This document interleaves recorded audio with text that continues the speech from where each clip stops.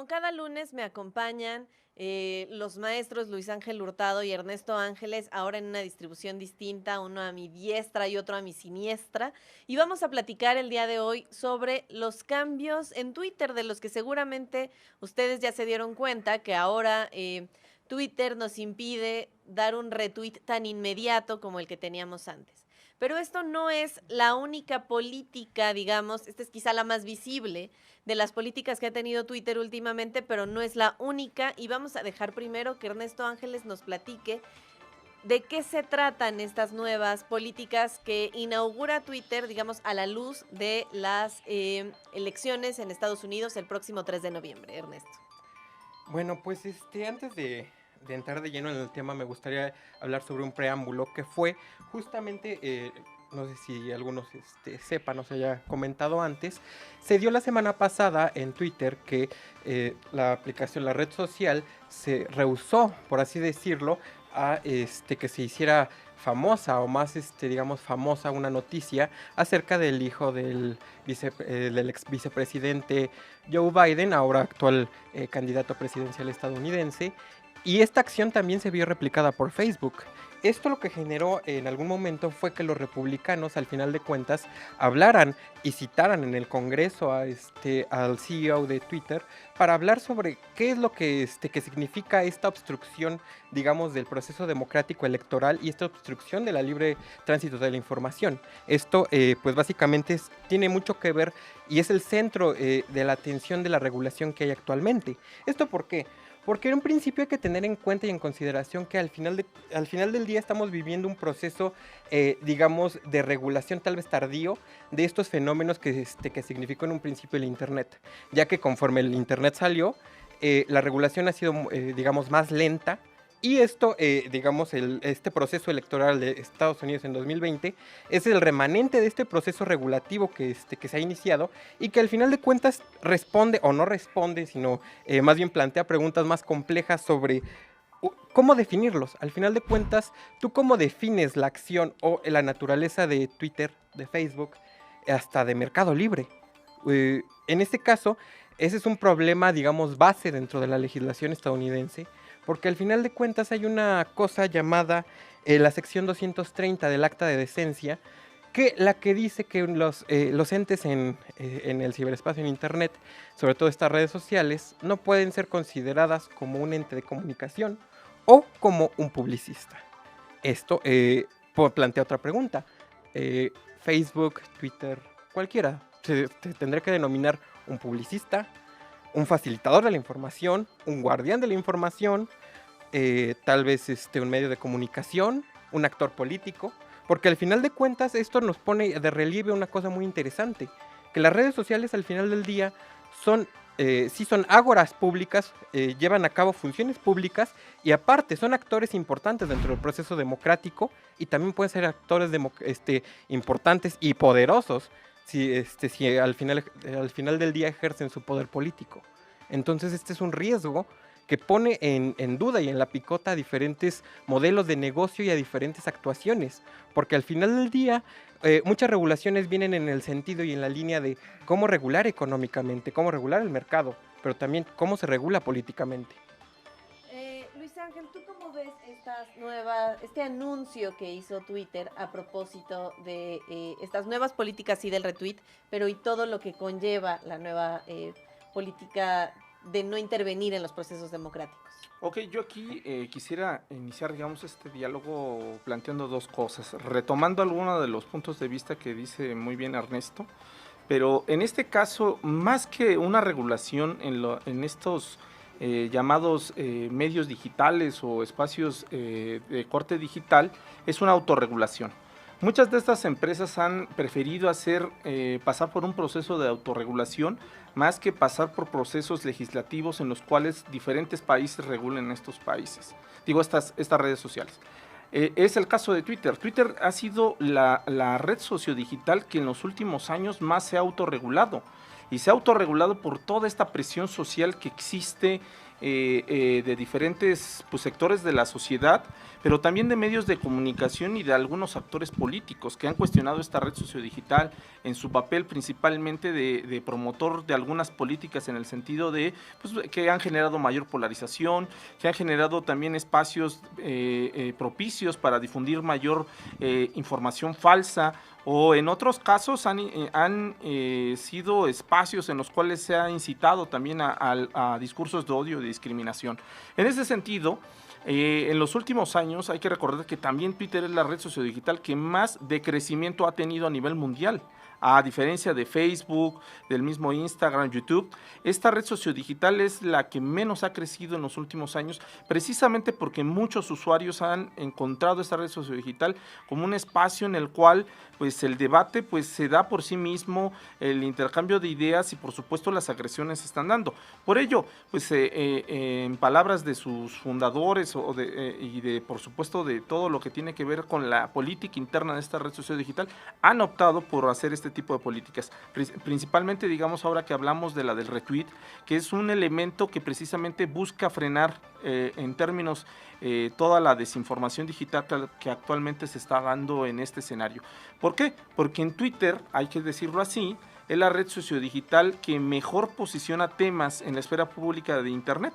De ahí se derivan muchas discusiones que migran a otras redes sociodigitales y con ello, me atrevo a decirlo, también contaminan, porque si es una discusión en la cual precisamente se está abordando un tema que es completamente falso, entonces empieza a contaminar otros espacios públicos en otras redes sociodigitales. Por ello, esta política de regular o de buscar que el retweet esté condicionado para que el usuario ingrese a ese portal mínimamente para ver de qué trata la noticia o el suceso, pues ya está poniendo un freno precisamente a que las personas sean más conscientes en lo que están compartiendo y sobre todo a que baje la velocidad con la que se está compartiendo la información.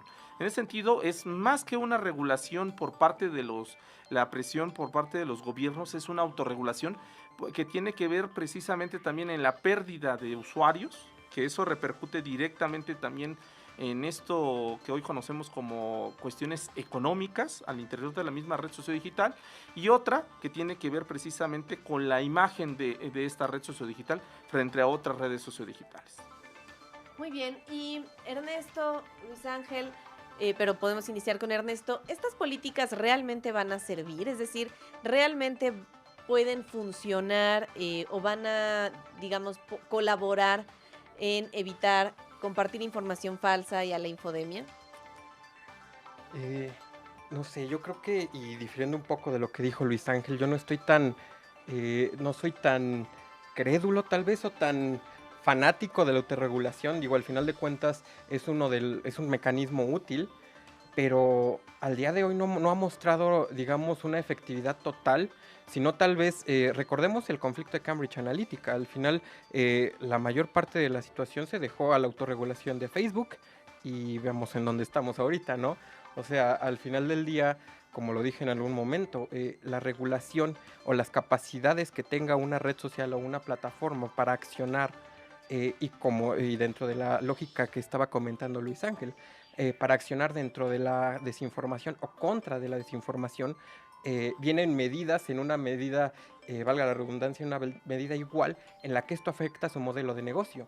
Porque al final, una red social, igual que una empresa como tal, no va a cambiar de un día para otro su modelo de negocio. Aún así, parte de este modelo o parte de estas acciones, digamos que al final de cuentas son lucrativas, parte de esta naturaleza del negocio, no se va a cambiar de un día a otro si esto significa cambiar el modelo de negocio o afectar el modelo de negocio.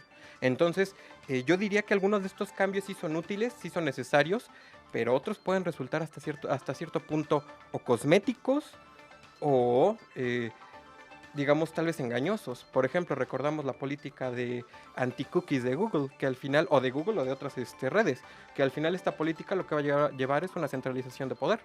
Entonces, yo creo que debemos ser cautos a la hora de aceptar una autorregulación, al igual que debemos ser cautos a la hora de aceptar un Internet por la libre, porque ese también es otro tema, el Internet por la libre y la acción o no acción del Estado frente a situaciones tan complejas como la desinformación.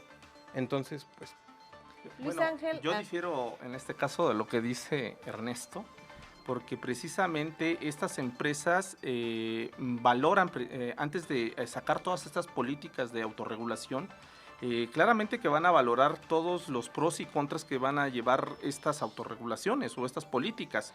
¿Por qué? Porque es un modelo de negocio. Lógicamente, Twitter, antes de anunciar, digamos, todos estos cambios en el ámbito del retweet, pues hizo todos estos estudios que conllevan a determinar si esto le beneficiaría o no le beneficiaría. Creo que en este sentido optaron por hacer este cambio porque precisamente hay un ambiente en todo el mundo en el cual se cuestiona, se ha puesto en balance precisamente el papel de las diferentes redes sociodigitales frente al tema de la desinformación, principalmente por la coyuntura que actualmente estamos viviendo con el COVID-19, en el cual gran parte de la desinformación que se ha dado en los diferentes terrenos en el ámbito social, pues ha surgido de las diferentes redes sociodigitales, y Twitter ha jugado un papel importantísimo en la difusión y la propagación a mayor velocidad de esta desinformación. Ahora, ¿por qué optan por hacer esta autorregulación? Porque precisamente lo que buscan es manejar y construir o reconstruir su imagen pública. ¿Por qué? Porque si la gente se queda con la visión de que esta empresa no está haciendo lo políticamente correcto, entonces deciden abandonarlas, y al decidir abandonarlas, pues estas empresas empiezan a perder pues su fuente principal, que son los usuarios. Recordemos esta fórmula actual que tienen de mecanismo de negocio, en el cual pues el usuario realmente es el producto, no la empresa. Y si empiezan a perder usuarios, pues ya no es atractivo para los anunciantes y por supuesto para las diferentes pautas. Por ello, ellos deciden primero hacer estas medidas, porque si dejan estas autorregulaciones a los diferentes gobiernos, puede ser que los gobiernos sí realmente tengan toda esta consideración de frenar este modelo de negocios que actualmente tienen. Por ello, prefieren arriesgar y hacer estos cambios a perder, digamos, en dos terrenos, en el económico y por supuesto en el político. ¿Qué digo? Bueno, la política de integridad cívica y, digamos, estas dificultades para hacer un retweet de primera instancia tampoco es tan complicado, ¿no? No es un cambio tan sustancial, pero llama mucho la atención esto que dices de que Twitter es la empresa que más se ha autorregulado en los últimos años. Y en ese sentido, Ernesto, Luis Ángel, volvemos ahora con Ernesto, si les parece. ¿Qué es lo que estamos esperando que ocurra para después de las elecciones? Vamos a tener, digamos, un informe de Twitter de que tuvo unas elecciones justas. O sea, estas políticas, además de encaminarse a evitar los errores que tuvieron en 2016, ¿qué es lo que podría esperar Twitter después de, no sé, después del conteo de votos el 15 de noviembre de 2020? Bueno, primero lo que diría es, tendría que esperar que el proceso judicial en el que se metió por haber evitado que se diera esta información, primero tendrá que solucionarlo, y todo dependerá, porque al final de cuentas sí puede ser un argumento de peso dentro del proceso mismo, dentro del mismo proceso electoral estadounidense, porque no solamente fue Twitter, también fue Facebook. Entonces, al final de cuentas, recordemos que más de, si no me equivoco, más de 140 millones o 170 millones de estadounidenses están en Facebook. Entonces, pues, esto sí podría ser un argumento de peso dentro del proceso electoral, depende cómo los republicanos lo manejen. Otro punto, el proceso de regulación dentro de las diferentes plataformas, redes sociales y sitios de internet no es solamente ni en Estados Unidos, ni es solamente a raíz de este proceso electoral. Es un proceso que ya viene dándose desde 2016, digamos, a nivel dentro de política internacional, política internacional y agenda internacional es de 2016. Y este proceso al final de cuentas pasa por diferentes consideraciones económicas en el caso de Google, en el caso de Facebook, leyes antimonopolio, consideraciones políticas en el caso de procesos políticos, procesos electorales, procesos de interés político y de a quién apoyan, y también procesos sociales, porque también, como decía Luis Ángel, al final de cuentas las redes sociales, los sitios en internet e internet mismo no es un monolito, no es algo que esté dado y va a quedarse así, es algo que se transforma. Sí, pero digo, sin duda, Ernesto, y no me dejarás mentir, Luis Ángel, las elecciones de Estados Unidos sí cambian o sí influyen muchísimo dentro de Sí. las redes sociales. Es decir, no solamente porque estas empresas, aunque tienen operaciones en todo el mundo, están basadas en Estados Unidos, sino porque, como bien dices, tienen sus propios intereses y sus propios, digamos, mecanismos de participación política en Silicon Valley, ¿cierto, Luis Ángel? Sí, es que no debemos de olvidar que hoy en día estas empresas que ofertan pues los diferentes servicios en cuanto a redes sociodigitales o plataformas digitales, pues tienen un interés político, son actores políticos, no podemos verlas como un actor aislado precisamente de todo un proceso político. Ahora, en el sentido de si va a haber cambios o si va a haber alguna o mantenerse, pues precisamente el modelo de comunicación política en Estados Unidos está hecho de cierta forma para que cada proceso electoral diferentes estrategias de comunicación aflorezcan. O sea, recordemos que precisamente las elecciones de Barack Obama en el 2008 fueron la punta de flecha para el uso de Internet y por supuesto las redes sociodigitales. Y no se digan las elecciones del 2016, en las cuales pues encontramos nuevamente esta gran presencia del uso de las redes sociodigitales y por supuesto todo este uso que actualmente se le está dando a dos contextos. Uno, la desinformación digital o las fake news, y otro, los escenarios de polarización. Esto es parte o ha sido parte, digamos, del uso de diferentes estrategias en los comicios electorales. Ahora, en esta elección 2020, pues estamos viendo cómo la estrategia de diferentes actores o de los diferentes candidatos, pues está arropándose en diferentes plataformas digitales. Y lógicamente hay algunas empresas o redes sociodigitales que están a favor de las políticas de algún candidato o en contra. Voy a poner un ejemplo en este sentido, por eso se debatía tanto el tema de TikTok, que lo comentábamos la semana pasada. ¿Por qué se estaban peleando tanto el dominio de TikTok? Porque precisamente TikTok estaba jugando ese balance de no controlar esa red sociodigital y quien la controlara posiblemente, al tener tantos usuarios y tanta penetración en diferentes esferas públicas de lo digital en Internet, pues podría generar la balanza a favor o en contra de un candidato. Y eso está ocurriendo y actualmente, y yo soy, en este sentido, creo abiertamente que en las elecciones de este año va a haber cambios en materia de políticas en las diferentes redes sociodigitales y por supuesto unas se van a rehusar porque alguno de sus candidatos triunfó en estos comicios. Bueno, teníamos pendiente hablar de infodemiología, nos van a matar aquí en la producción, pero que ese es como un tema muy amplio, entonces podemos retomarlo la próxima semana. Pero, a ver, cuéntenos ambos, ¿a favor de quién está Twitter? Pues es que depende, ¿no? Porque al final Twitter no es solamente una entidad, son personas.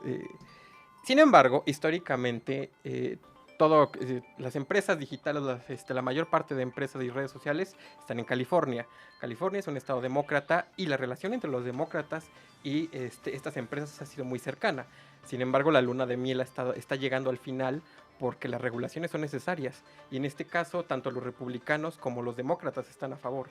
Entonces, si bien había un cierto casamiento entre Twitter, Facebook y todo Silicon Valley con los demócratas, esto puede cambiar. Luis Ángel. Es bien interesante porque en el 2008, 2012, tanto Facebook como Twitter estuvieron del lado demócrata. 2016 cambió, estuvieron del lado de Trump. Y en esta elección volvió, por lo menos Twitter ha dado un giro y otra vez se va al lado demócrata.